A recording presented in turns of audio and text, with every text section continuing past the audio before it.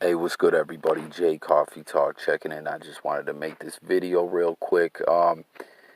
Speaking about Mac Talk podcast. I don't know if you guys to watch it at all. It's on YouTube. Definitely check it out. China Mac, who had just came home. I believe maybe a year, maybe 2 years ago. Um, it's been around the hip hop world. It's got a buzz. Kind of had a buzz.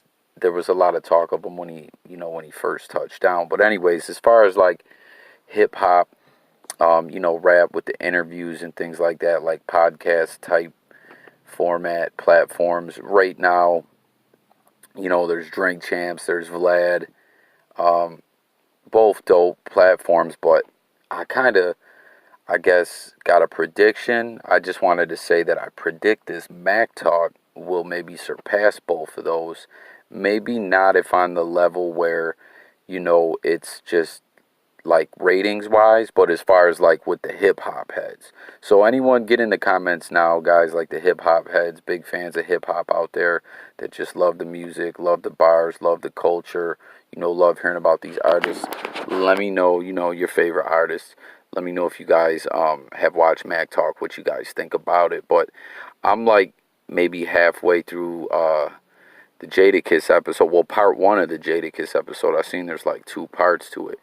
And I gotta say, man, the Mac Talk, China Mac just really went in depth with him on some things. Like, I guess kind of asked the kind of questions that, that I think of and that I would ask, if I ever was able to sit down and have a conversation with Jada.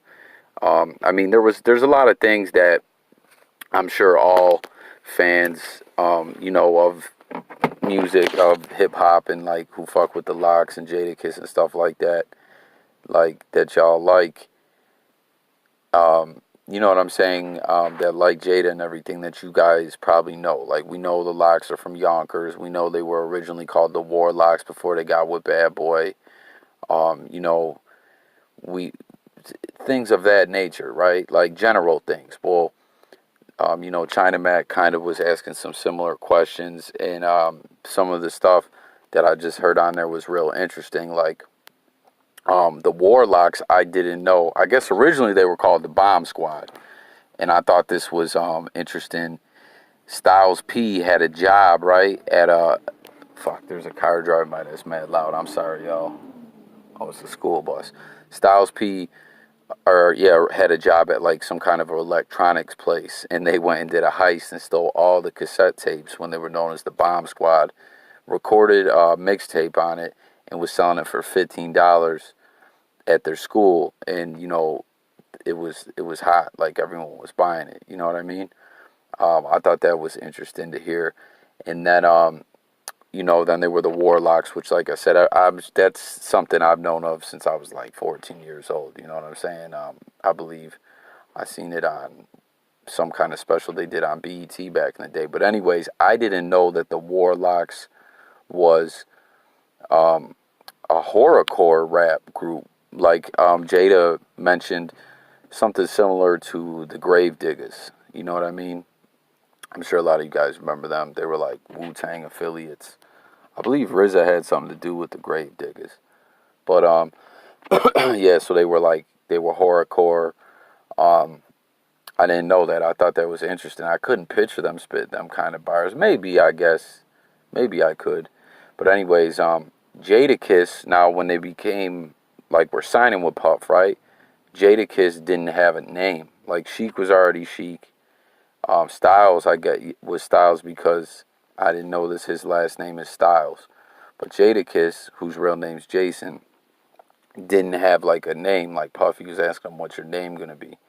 And he said, someone like one of his mans off his block one day was talking with someone and was like, "Yeah, I'm with such and such, such and such, and Jadakiss."